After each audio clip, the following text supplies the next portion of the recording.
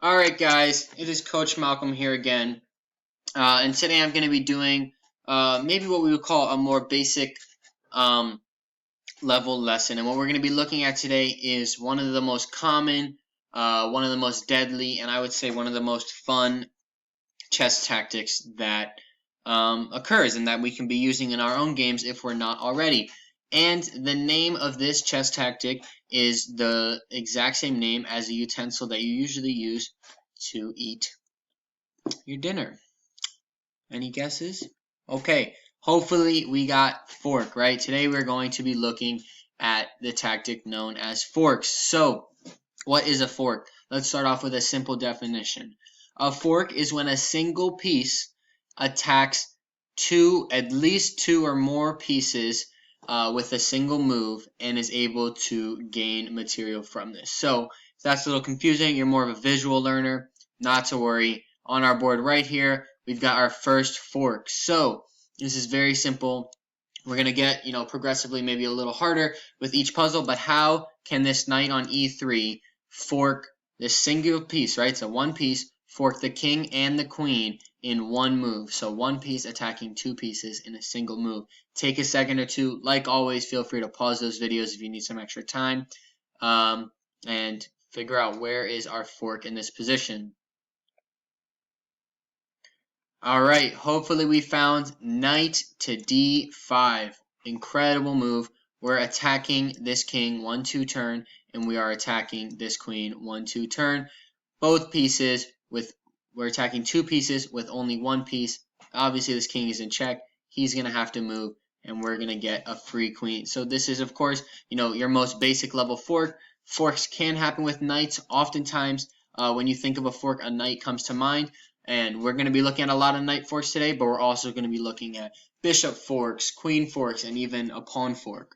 So, without further ado, let's look at some more forks, right? Let's start to master this tactic, because if you get to know how to use this tactic in your games, and you're always on the lookout for forks, and you're also on the lookout for how to stop your opponent from getting forks and winning your material, you're going to get much, much, much better at chess and have more successful games. So, without, any more pauses, where is our fork in this position? White to move, fork two pieces with a single piece.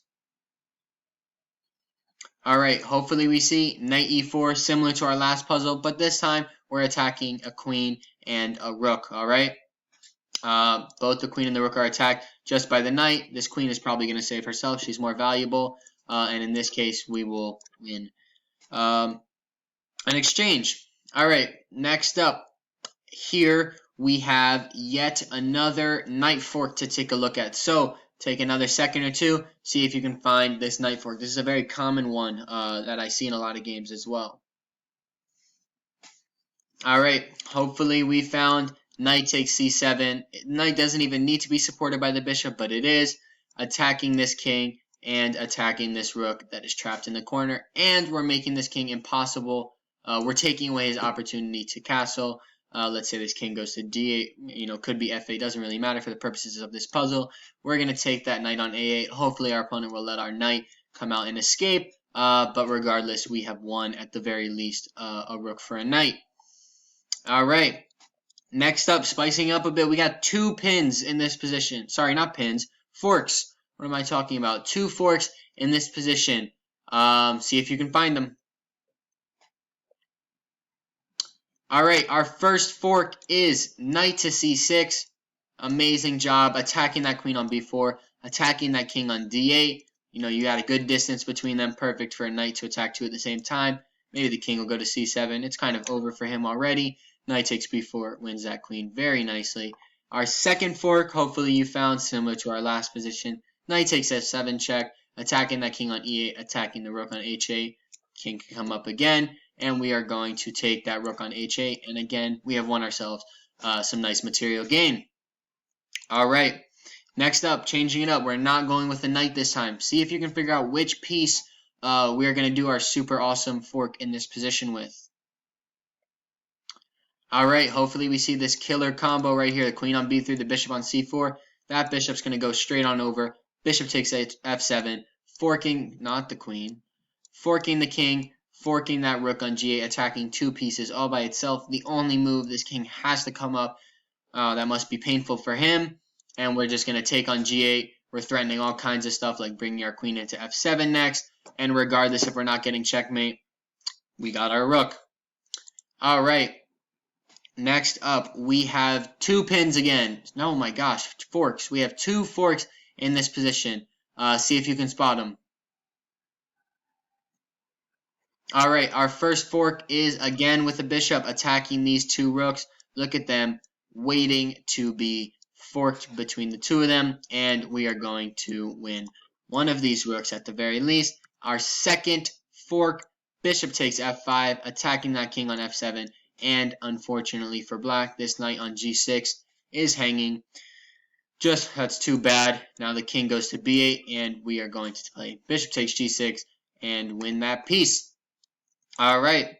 Next up, let's keep going with some more practice. A different piece, you'll notice our bishops, our knights, they're not very much developed yet, but that's all right because we have a super cool fork with our queen on h5. So see if you can find this fork. This fork, I bet some of you are watching and maybe you've done this fork in your games.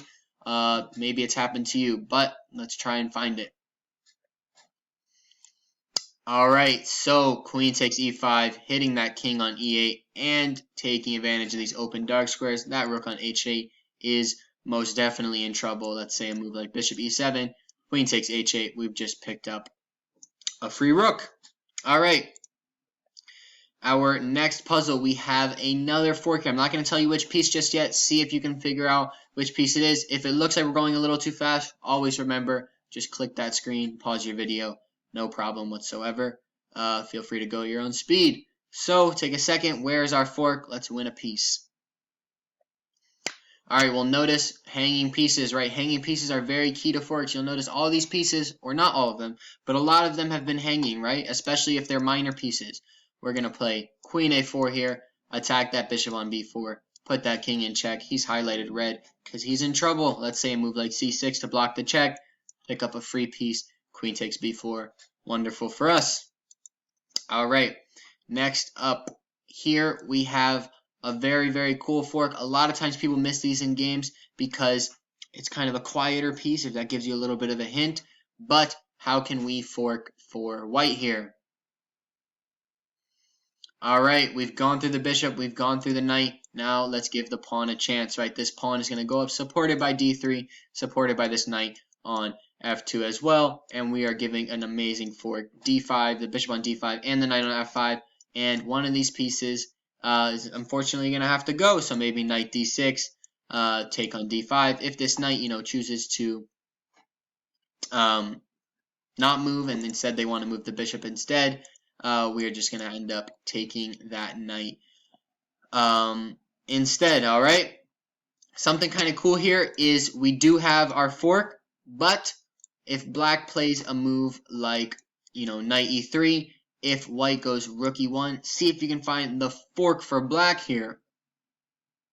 All right, and it is just forking these 2 rooks. But at the end of the day, if we ended up, we don't necessarily need to go down this whole road, but if we looked at this variation, we would find that white has gotten 2 pieces for that rook, which is a good trade. All right, let's move on to our next puzzle. Here, we've got another bit of a funky position, but this is just about spotting some more forks. We've got 3 pretty cool forks in this position, so see if you can eye those down. I would not usually have this king on the board, but, I have to have it to be able to move the pieces. So find some knight forks, 3 knight forks on the board.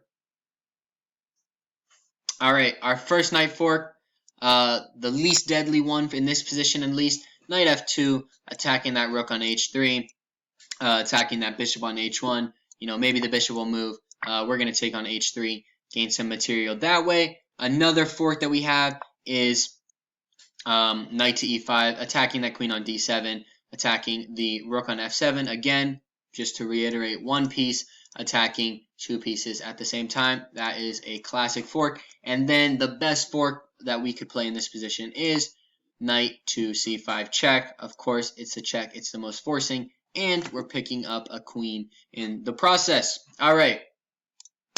Next up, even more forks. We have, probably more than I anticipate, but I know we have at least 5 forks in this position that we can make with our queen. So you're definitely probably going to need to pause in this video. So take a pause of your video. If you've got this forks thing nailed down, you already got your 5. Wait 1 second. But look for our 5 forks in this position. There's a lot of pieces spread out over the board.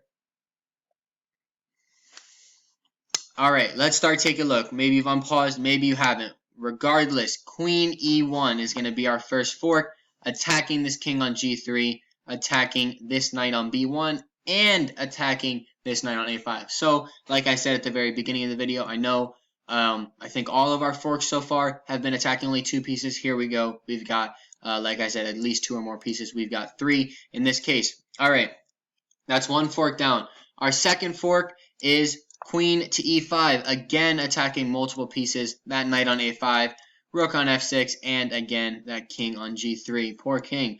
Alright, so that's our second fork. Our third fork that I see is Queen to B5, okay? Not a check this time, but we're still attacking the knight on B1, the knight on A5, and this rook on D7. So we've got a lot of threats there.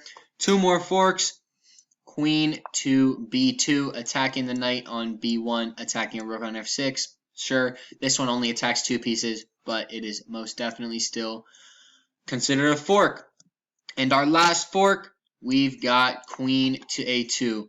Attacking the queen, attacking the knight on B1 and attacking this knight on A5. There may very well be more than 5 forks in this position. If there are, feel free to spot them out. This queen is just so, she has so many squares that she can go to, and these pieces are so spread out that we've got a lot of options. Alright, but let's move on. Here, we are going to imagine that this knight is off the board and we are just placing it on ourselves. And I want you guys to think, where can we place this knight? If we can place this knight on any square on the entire board, how can we place this knight so we are forking every single one of these rooks in one move? I know, it's crazy. We've got 2, 4, 6, 8 rooks on the board.